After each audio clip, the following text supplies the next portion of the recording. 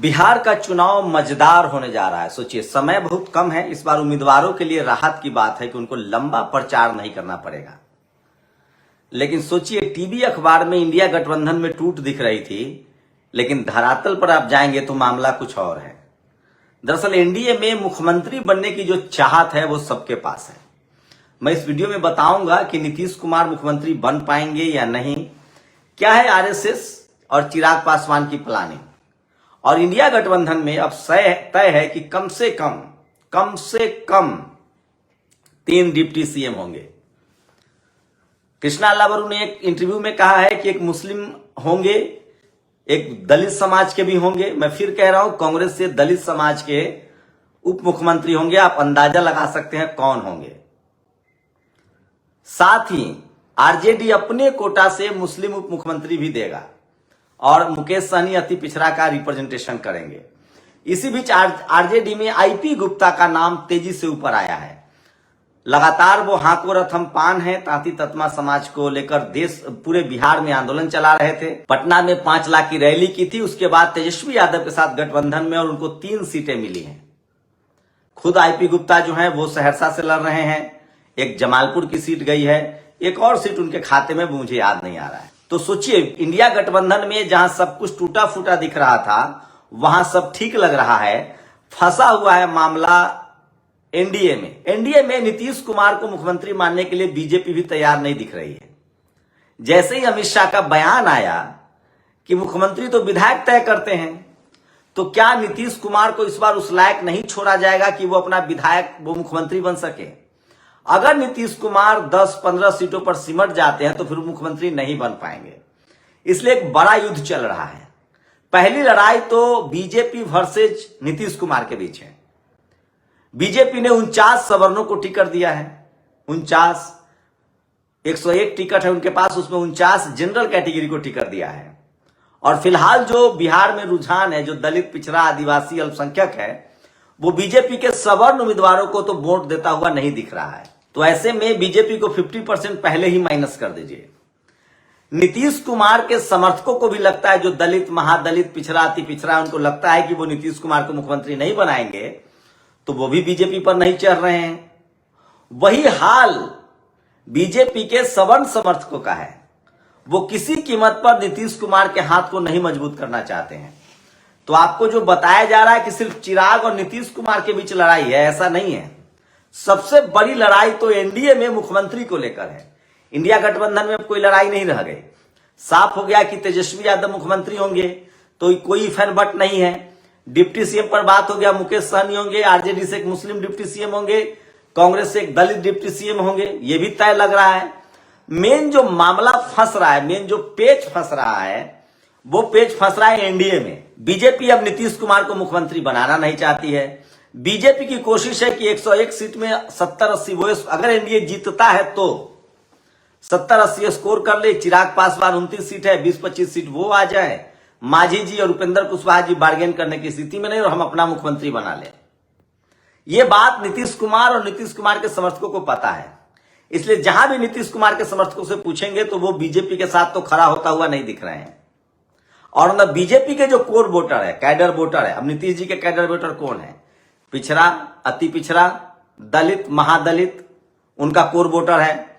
मुसलमान उनसे दूर जा चुके हैं क्योंकि उन्होंने सिर्फ 4 ही टिकट दिया है। ऐसे में उनका जो कोर वोटर है वो बीजेपी से दूर हो रहा है। और बीजेपी के जो कोर वोटर है, जिनको उन्होंने 49 टिकट दिया है, वो नीतीश कुमार से दूर हो रहे हैं।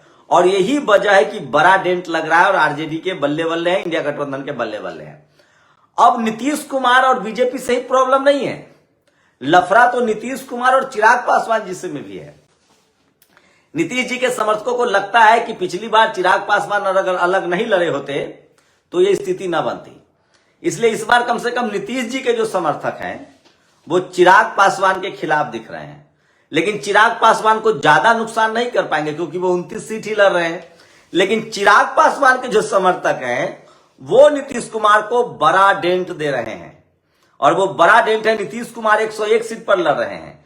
पासवान समाज के लोग 20,000 25,000 से कम किसी सीट पर नहीं है।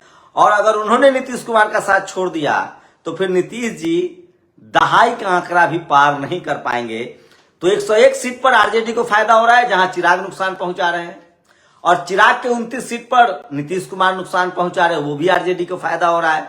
साथ ही बीजेपी के 50 सीटों पर जेडीयू के समर्थन नहीं कर रहे हैं, और जेडीयू के 129 सीटों में जो लगभग 80 सीट है, उस पर बीजेपी के समर्थक, तो सोचिए बीजेपी के जो कैडर वोट है वो नीतीश कुमार के उन्हीं उम्मीदवारों को वोट देता हुआ दिख रहा है जहां 22 उन्होंने सवर्ण लड़ाए हैं, और जो नीतीश कुमार के समर्थक है वो बीजेपी के उन्हीं उम्मीदवारों को समर्थन देते हुए दिख रहे हैं जहां कम से कम 51 उन्होंने गैर सवर्ण लड़ाए हैं। तो इस तरह से राजनीति फंसी हुई है, और इस पूरे खेल में सबसे ज्यादा इंडिया गठबंधन को फायदा होता दिख रहा है, और इंडिया गठबंधन ने पिछले वोट में डेंट लगा दिया है। इंडिया गठबंधन में तेजस्वी यादव ने सिर्फ 15 जनरल को टिकट दिया है, वो भी उनको वोट देगा, 15 सीटों पर तो कम से कम देगा। 143 में बाकी सीटें उन्होंने मुस्लिम समाज को, महिलाओं को कुछ वादे बड़े किए हैं, तो तेजस्वी यादव इस समय सबसे बड़े फायदे में है। अति पिछड़ा में मुकेश सहनी का वोट ट्रांसफर हो रहा है, आईपी गुप्ता का वोट ट्रांसफर हो रहा है, ये भी बड़ा फायदा होता दिख रहा है। टिकट में भी उन्होंने सोशल इक्वेशन किया है, तो 20 साल बाद लगता है कि आरजेडी का जो सूखा है वो खत्म होता दिख रहा है, और तेजस्वी यादव एक बड़े युवा नेता के तौर पर उभर रहे हैं, और हो सकता है कि वो अगला मुख्यमंत्री हो, और इंडिया गठबंधन में जो सब कुछ तनाव चल रहा था वो लगभग खत्म है। तेजस्वी यादव लगातार नौकरी, पढ़ाई लिखाई, स्कूल, अस्पताल, दवाई की बात कर रहे हैं। अमित शाह हिंदू मुस्लिम शुरू कर दिया है। सिवान में उन्होंने कहा कि ओसामा को नहीं जिताना है, जो कि साबुद्दीन के बेटे हैं। आप सोचिए, वही दूसरी तरफ मोदी जी कह रहे हैं कि हम तो रील्स बनवाने के लिए आपको फ्री डेटा दे रहे हैं। तो बीजेपी के पास ये नैरेटिव है, आरजेडी इंडिया गठबंधन के पास पढ़ाई लिखाई, स्कूल, अस्पताल, दवाई का नैरेटिव है। अब बिहार के दलित, पिछड़े, किसान, आदिवासी, अल्पसंख्यकों को तय करना है कि वो क्या पसंद करते हैं। इसी बीच कुछ और बड़ी खबरें जो मैं आपको बताना चाहता हूं। औरंगाबाद में आज, महाराष्ट्र के औरंगाबाद में बहुजन वंचित अघाड़ी के नेता प्रकाश अंबेडकर के बेटे सुजात अंबेडकर ने एक बड़ा रैली किया। आरएसएस को संविधान विरोधी बताया, आरएसएस के खिलाफ सबसे बड़ा प्रदर्शन किया। ये आज की सबसे बड़ी खबर थी, लेकिन कोई सोशल मीडिया नहीं दिखाएगा। नेशनल दस्तक के यूट्यूब चैनल पर हमने लगातार वीडियो डाला है, आप वहां भी हमें जाके देख सकते हैं। हमारे फेसबुक, ट्विटर हैंडल पर है, फेसबुक पर है। ये सबसे बड़ी खबर है जो आप हमारे साथ देख सकते हैं, और मैं इसलिए कह रहा हूं कि सोशल मीडिया ही सच्चा मीडिया है, सोशल मीडिया ही बहुजन मीडिया है। सोशल मीडिया पर एक और खबर आज सबसे ज्यादा वायरल हो रहा है। सोचिए, एक शर्मा जी एसडीएम जिन्होंने पेट्रोल पंप के गरीब कर्मचारियों को मारा था, उनको सस्पेंड कर दिया गया है। अब शर्मा जी रो रहे हैं। एक राजस्थान से वीडियो आया, आदिवासी समाज के लोग धरना प्रदर्शन कर रहे थे, उसके बाद उनको पुलिस वालों ने गालियां दी। तो प्रकाश अंबेडकर के जो बेटे हैं सुजात अंबेडकर, उनका जो बड़ी रैली है वो शानदार दिख रहा था। उसके बाद एक और खबर है जो आपको समझनी चाहिए। आप छठ में आए हैं, छठ में बिहार लौट रहे हैं बिहार के लोग देश भर से, ट्रेनों की किल्लत है, टिकट नहीं मिल रहा है। रजत शर्मा जो एक पत्रकार हैं, वो कह रहे हैं कि पहले भी ऐसे होता था लेकिन खबरें नहीं चलती थी। जी रजत जी, बिल्कुल, पहले सोशल मीडिया नहीं था, पहले भी खबर चलती थी टीवी अखबार में। मैं आप ही के चैनल में नौकरी कर चुका हूं, मैं ही खबर चलाता था। लेकिन मैं फिर कह रहा हूं कि सोशल मीडिया ने इस देश के जातिवादी, मनुवादी पत्रकारों को बेनकाब कर दिया है, और सारी सच्चाई बाहर आ रही है। अब सोचिए, जो लोग ट्रेन से तकलीफ उठाकर बिहार आ रहे हैं, लटक कर, जान जोखिम में डालकर, वो सरकार से सवाल नहीं पूछेंगे। ये अलग बात है कि अब बोलने पर पाबंदी है। एक Shubham Shukla, pro BJP, pro सवर्ण समाज के पत्रकार है, उन्होंने एक खबर ट्वीट कर दिया कि एक ब्राह्मण की लिंचिंग हुई है ब्राह्मण समाज की यूपी में। वो अब उन्होंने खुद ट्वीट किया कि पुलिस उनका नंबर ढूंढ रही है। तो यूपी में ममता त्रिपाठी लिखती है कि पत्रकारिता करने की मनाही है। मैं फिर कह रहा हूं, डेमोक्रेसी रहे, लोकतंत्र रहे, और हम लोग पत्रकार हैं, सवाल पूछेंगे चाहे सरकार किसी की हो। आप इतना ही समझिए, जब हम लोग बीजेपी से नहीं डरे, हमारा काम है सरकार से सवाल पूछना, आम लोगों की खबरों को आप तक पहुंचाना। जरूर देखिए, देखते रहिए नेशनल दस्तक। हमें ट्विटर पर फॉलो करें, फेसबुक पर देखें, यूट्यूब पर देखें। और प्रधानमंत्री कह रहे हैं कि रील बनाने के लिए हमने डेटा सस्ता कर दिया। सोचिए, और कुछ नहीं बचा है, कुछ नहीं बचा है, तो कह रहे हैं कि रील बनाने के लिए डेटा सस्ता कर दिया है। अमेरिका के दबाव में भारत अब रूस से तेल नहीं खरीदेगा। क्या बताया जाए, विदेश नीति की लंका लगी हुई है, अर्थव्यवस्था की लंका लगी हुई है, बस सवाल पूछने वालों पर चांप चढ़ा देना, यही बीजेपी की सरकार है।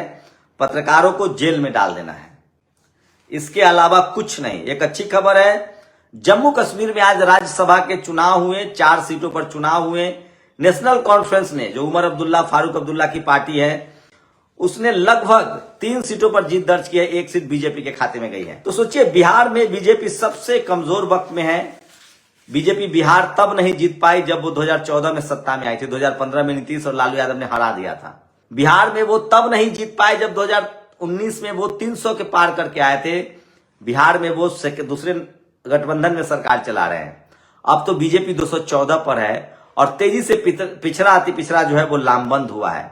तो ये तमाम बड़ी खबरें हैं जो सोशल मीडिया पर वायरल है, और इसलिए मैं कहता हूं कि सोशल मीडिया ही सच्चा मीडिया है, सोशल मीडिया ही बहुजन मीडिया है। तो आप लोग बताइए कि प्रधानमंत्री जी आपको डेटा दे रहे हैं 5 रुपए 10 रुपए में, तो फ्री डेटा चाहिए या हर घर में एक नौकरी चाहिए? आपके पास चॉइस है। इसी मुद्दे पर चुनाव हो रहा है। बीजेपी की कोशिश है कि हिंदू मुस्लिम किया जाए। आरजेडी वाले पढ़ाई लिखाई, स्कूल, अस्पताल, दवाई पर डटे हुए हैं। शुक्रिया। नेशनल दस्तक की आपसे गुजारिश है कि अगर इसको बचाना चाहते हैं तो नेशनल दस्तक को सब्सक्राइब करने के लिए रेड कलर के सब्सक्राइब बटन को दबाएं, फिर बेल आइकन की घंटी दबाएं। नेशनल दस्तक को बचाने के लिए बहुत जरूरी है कि हर खबर को शेयर करें, लाइक करें, कमेंट जरूर करें।